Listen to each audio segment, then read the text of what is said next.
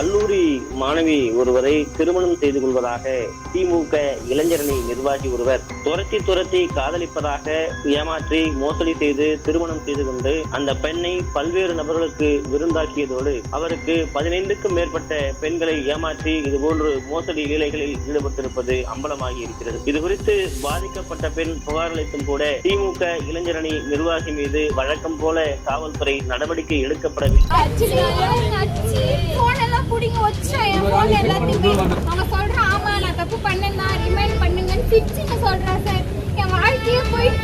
அடுக்கடுக்கான புகார்களுக்கு ஆதாரம் இருந்தும் நடவடிக்கை மேற்கொள்ளவில்லை என அடுக்கடுக்கான குற்றச்சாட்டுகளை மாணவி ஒருவர் தெரிவித்தார்.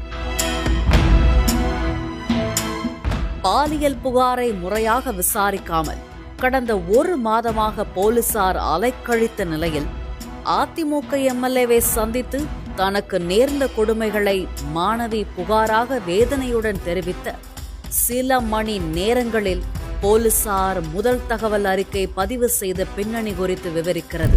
தெய்வ செயல் காவனூர் டிஎம்கேல இளைஞர் அணி துணை அமைப்பாளரா இருக்கிறாரு. அவர் சும்மா 20 வயசு பொண்ணுங்களை டார்கெட் பண்ணி லவ் டார்ச்சர் பண்ணி அவரை கல்யாணம் பண்ணிக்கணும்ன்றது அவரோட குறிக்கோள். 5 வருஷத்துக்கு ஒரு பொண்ணு 20 வயசு பொண்ணுங்களை தேடி லவ் பண்றது. இது எனக்கு தெரியாது. என்னை சுத்தி நான் ஆல்ரெடி ஒரு இதுல இருக்கேன்,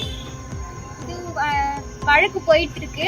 அது தெரிஞ்சுமே என்கிட்ட அட்வொகேட்டுன்னு என்னை ரொம்ப டார்ச்சர் பண்றது. இந்த டிஎம்கே கட்சியில இருக்கேன், நீ என்னை கல்யாணம் பண்ணிக்கணும், இல்லைன்னா உங்க அப்பா அம்மாவை இது பண்ணு. எனக்கு யாருமே பேக்ரவுண்ட் சப்போர்ட்டே கிடையாது.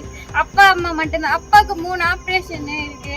அப்பா அம்மா மட்டும்தான், வேற யாருமே கிடையாது. தெரிஞ்சிட்டு உள்ள டெய்லி டார்ச்சர் பண்ணி என்ன வருக டைமா கல்யாணம் பண்ணாங்க. அப்பா அம்மாவும் வரல கல்யாணம் பண்ணதுக்கு அப்புறமா டெய்லி செக்ஸ் டார்ச்சர் கொடுத்து இவங்கிட்ட போய் படு, இந்த மாதிரி அரசியல்வாதிக்கு இவங்க கூட போய் படு அப்படின்னு சொல்லி டெய்லி டார்ச்சர் பண்ணிட்டே இருந்தாரு. ஒரு கட்டத்துல முடியல, இவர் கொடுத்த டார்ச்சர்ல நான் பாய்சனே குடிச்சிட்டேன். பாய்சன் குடிச்சிட்டு அரக்கோணத்துல போய் அட்மிட் ஆனேன். யாரோ ஸ்டேட்மெண்ட்டும் எடுக்கல. அங்க திருவள்ளூருக்கு மாத்திட்டாங்க. அப்போ ஸ்டேட்மெண்ட் எடுக்கல. அங்க இருக்கிற எல்லா கதையும் அப்படியே மாத்திட்டாரு. யாரும் எனக்கு போனும் பண்ணல, ஏன் பாய்சன் குடிச்சனும் கேட்கவே இல்லை. அப்ப அப்படியே மாத்திட்டு இந்த விஷயம் கண்டிப்பா வெளில போச்சுன்னா உன்னையும் குடும்பத்தையோ துண்டு துண்டா வெட்டிடுவேன், நீ வர வழியில கார் ஏத்தி உன்னை கொலை பண்றவ, என்கிட்ட கார் இருக்கு அப்படி இப்படின்னு என்னென்னமோ பேசி மிரட்டினாரு. எல்லா ஆடியோ ரெக்கார்டும் என்கிட்ட இருக்கு.